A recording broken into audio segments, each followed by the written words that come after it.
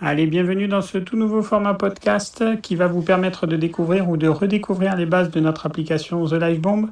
Au programme du soir, la découverte des 6 fonctionnalités qui vont permettre de farmer les différentes items de notre écosystème. On va donc démarrer directement par celles qui vous permettront de proposer le meilleur rendement sur la collecte de notre jeton utilitaire, le CAT. Les Foragers donc et les Guardians qui sont bien meilleures du coup en taux de rendement. Vous pourrez découvrir dans le white paper qu'effectivement elles sont un cran au-dessus des 4 autres, avec une petite du coup spécificité sur les Foragers qui ne sont pas forcément très optimisés pour quelqu'un qui découvrirait l'écosystème et qui voudrait du coup débuter dans l'aventure, puisqu'elle se level up avec une item qui est très particulière et pas forcément très facile à obtenir, le pollen. Privilégiez donc peut-être, si vous débutez dans l'écosystème, une Guardian avec laquelle vous serez en capacité du coup d'avoir un rendement un tout petit peu moindre, mais une progression beaucoup plus importante en termes de gain, du fait que vous aurez une accessibilité du level up peut-être plus facile. Voilà pour ces 2 premières fonctions. À côté de ça, donc 2 fonctions plutôt optimisées pour la collecte du nectar. Le nectar, c'est quoi? C'est l'équivalent des mystery box sur les précédents Move to Earn.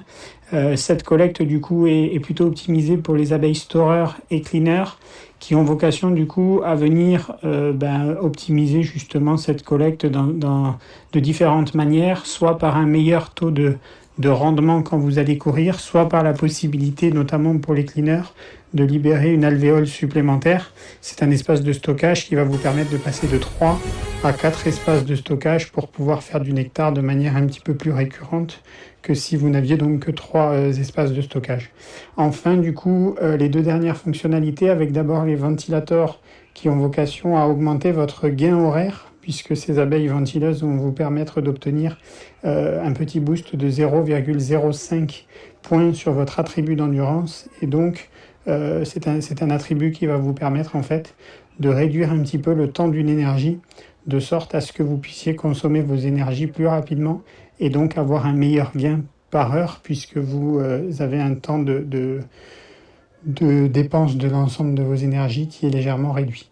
Et enfin, du coup, les nurses, qui sont les abeilles qui ont vocation à vous permettre de maîtriser un petit peu plus votre mint.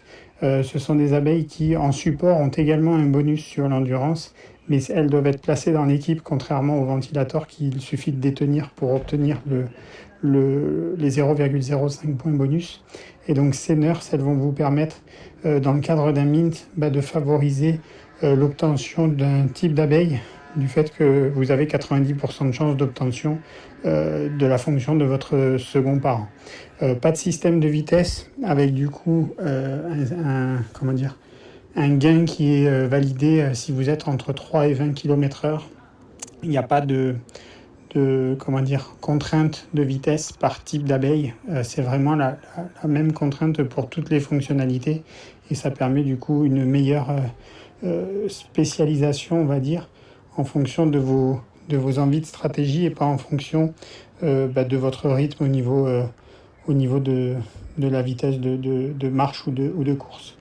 Voilà globalement pour les premières présentations. On effectuera du coup un nouveau podcast qui vous permettra de comprendre les degrés d'excellence et qui vous permettra du coup d'appréhender le système d'énergie qui a vocation du coup à vous permettre d'augmenter vos gains significativement à mesure que vous progressez dans l'écosystème.